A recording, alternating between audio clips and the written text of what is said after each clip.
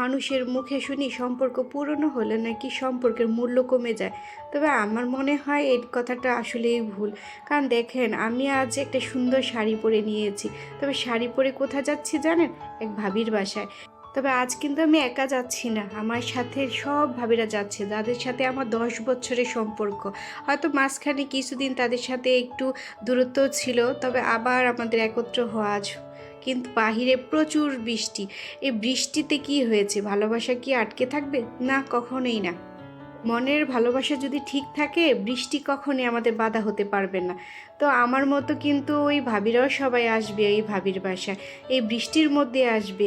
যখনই আমরা একবার বলেছি যে আমরা আজ এই ভাবির বাসায় যাব, সবাই কিন্তু রেডি। বাইরে বৃষ্টি বলে কিন্তু কেউ না করেনি, সবাই রাজি হয়ে গেল। তো কথা বলতে বলতে ভাবির বাসায় চলে আসলাম। আজ যেই ভাবির বাসায় আসছি, এই ভাবির বাসাটা যেন রাজপ্রাসাদ, এত সুন্দর করে বাসা সাজিয়েছে। ভাবির আসলে অনেক রুচিশীল একটা মানুষ। ভাবির নাম হচ্ছে আবিদা আখি। এই আবিদা আখি ভাবি দেখতে যেমন সুন্দর, মার্শাল্লাহ ওনার হাতের কাজও তেমন সুন্দর। আর ওনার ঘরের পরিবেশটা দেখুন। আমার আগে আগে কিন্তু আদিয়ান চলে আসছে, আমাকে দেখে লজ্জায় এসে ঘুরে বসে আছে। ভাবির বাসায় আসতে আসতে একটু লেট হয়ে গেছে। তো ভাবি বলল হাতে হাতে সব কাজ করে আমরা একটু গুছিয়ে টুছিয়ে সাজিয়ে নিচ্ছি, যেন একটু তাড়াতাড়ি হয়। আমি কিন্তু ভাবির বাসায় আসার আগে বলে এসেছি পোলাওটা ভাবির বাসায় এসে তারপর রান্না করব। তো আমার তো আসতে আসতে লেট হয়ে গেছে। তারপর ভাবি কি করলো, নিজেই পোলাও রান্না করে লুকিয়ে রেখেছে আমাকে সারপ্রাইজ দিবে বলে। একবার বলে যে পোলাও বসান, আমাকে চাল তারপর সব কিছু রেডি করে দিয়েছে।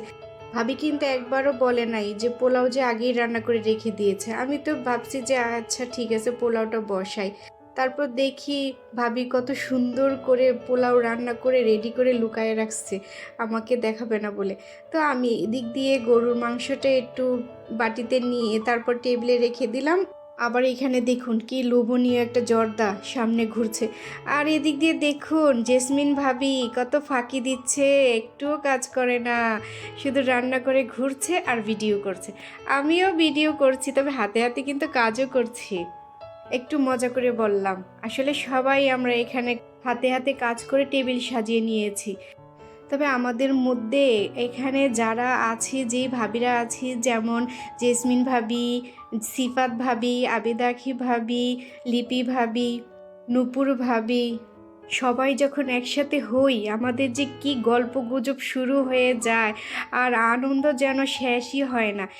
টেবিল ভর্তি যে খাবার রেখে দিয়েছি, কারোরই খবর নাই, খেতে হবে যে এটাই ভুলে গেছে সবাই। তো আমি এদিক দিয়ে একটু ভিডিও করে নিলাম। দেখুন আমাদের আয়োজনটা কেমন। এই ভাবিরা যে কত কিছু রান্না করতে পারে, আর আমি খালি চেয়ে চেয়ে দেখি। আমি একটা অলস মানুষ, আমি কিছু করি বা না করি, আমি কিন্তু ভিডিও করতে খুব ভালোবাসি। তো আমি আগে ভিডিও করে নিচ্ছি। শুধু কি ভিডিও করলে হবে? খাবারও তো খেতে হবে। তো আমি এখানে হাত ধুয়ে তারপর চলে গেলাম টেবিলে। তো টেবিলে প্রথমে বাচ্চাদেরকে খেতে বসিয়ে দিলাম। আজ কিন্তু আবিহা নিজের হাতেই খাচ্ছে। আবিহার সাথে সাথে কিন্তু আরও বাচ্চারাও খেতে বসেছে। বুশরা, ইরা, মাহি, রিক্তা, আদিয়ান সবাই খেতে বসেছে।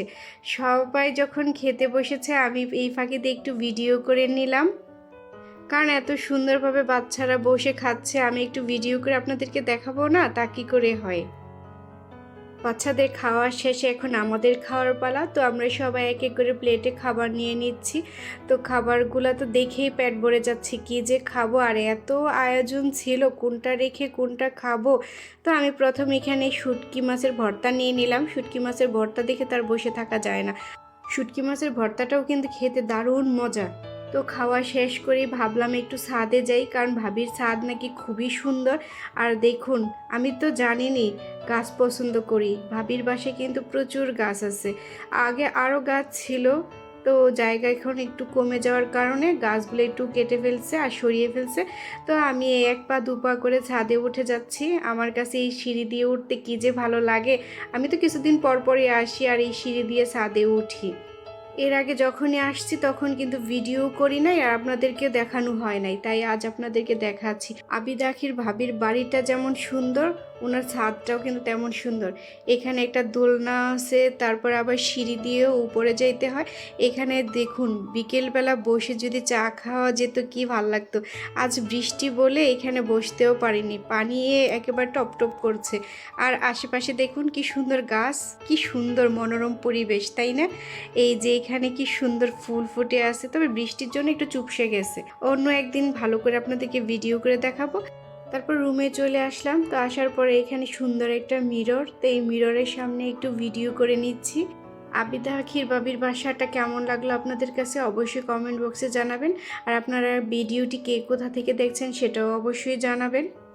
এখন কিন্তু সন্ধ্যা হয়ে এলো, আর এই সন্ধ্যার নাস্তা কিন্তু আবার রেডি করে ফেলছে আবিদা আখি ভাবি।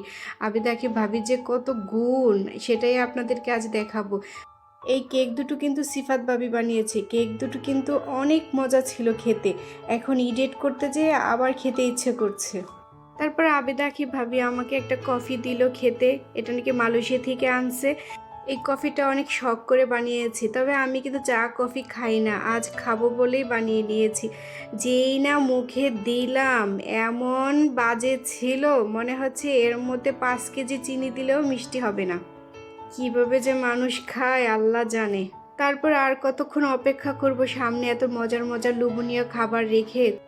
এই আবেদা আখি ভাবির এই আমের জুসটা যা মজা হয়, তো আমের জুসটা আমি গ্লাসে ঢেলে নিলাম, বাচ্চাদেরকেও দিয়ে দিলাম। বাচ্চারা তো খুবই মজা করে খাচ্ছে।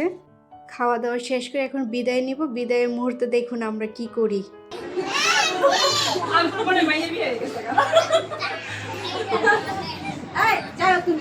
ইনশাআল্লাহ ভাবি, ইনশাআল্লাহ আবার একদিন দেখা হবে ইনশাআল্লাহ।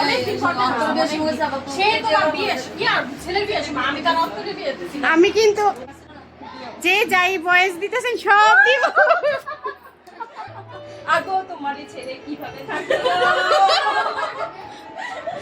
তাই অনেক মজা করছি ভাবি। অনেক মিস করলাম সবাই। এই জায়গা বসে আম্মু ভালো থেকো, দোয়া করো বোন। আমার সবার জন্য সবাই দোয়া করো। আমার ফ্যামিলি অনেক খুশি করছে। সবাই বিরনের জন্য এই ভাবিদের সাথে যতটা সময় ছিলাম মনের মধ্যে শুধু আনন্দ আর আনন্দ ছিল।